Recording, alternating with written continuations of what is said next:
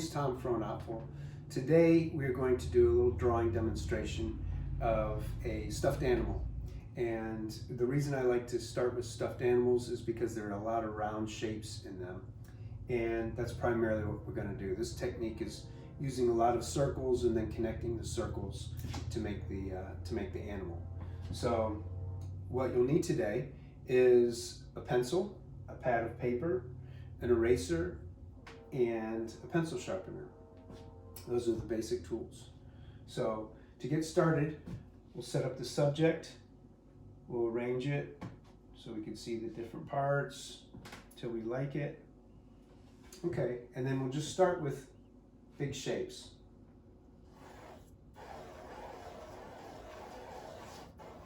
The body,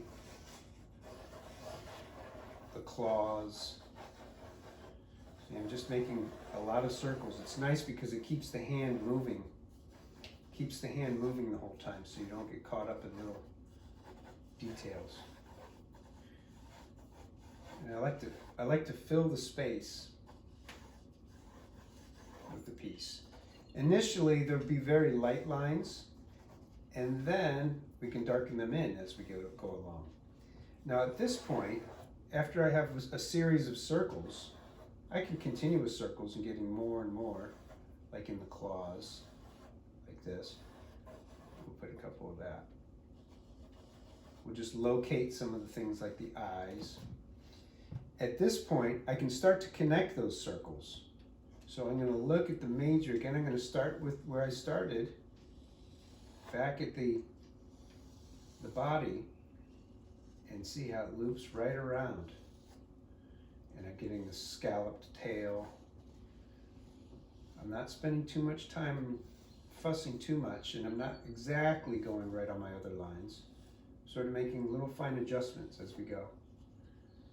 So, I'm around here. See how the lines overlap a little bit? But all the while, I'm using my initial big circles to guide me. The lines don't have to be perfectly straight. I'm going to do the little spine of the lobster all the way back. And it's important to keep your body sort of in the same position, just so the composition is the same. If I were to move around a lot, then it kind of changes the perspective. So that's a whole nother, yeah, there we are.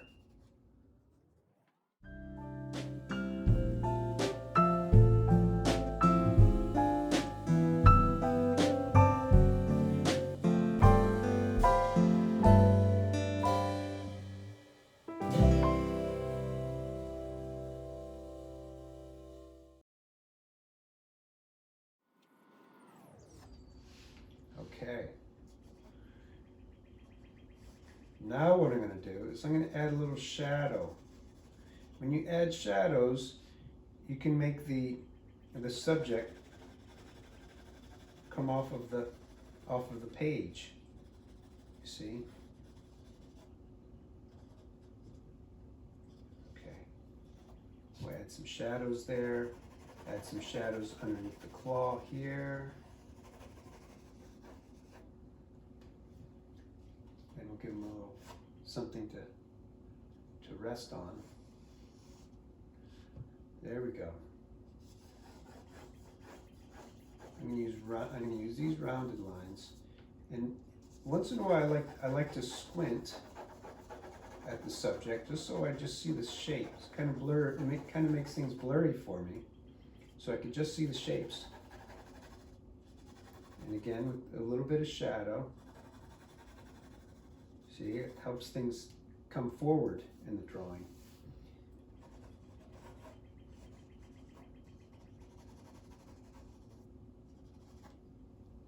And some more shadows in the back. And when you want to have a very hard object, usually you draw a very hard line, like the reflection in the eyes. There's some reflection in the eyes, and those are very hard pieces of glass. So I'm going to color that in very strong like that, because the rest of it's kind of fuzzy. Now, this is when I use the eraser. Some of those first lines that I made, those circles, we don't really need those anymore. It's kind of fun to see how it started, but we don't always need those. So I'm going to start taking out some of those first circles that I drew, like that. And that's okay. You can use an eraser. Eraser is just used to subtract things. So it's kind of going back and forth between adding and subtracting. So now we're just subtracting some of the things that we needed at first, but now we don't really need them so much.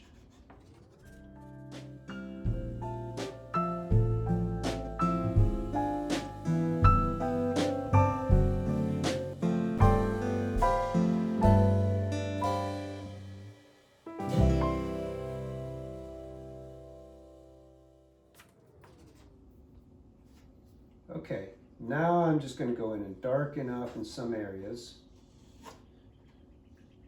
and lighten up in other areas.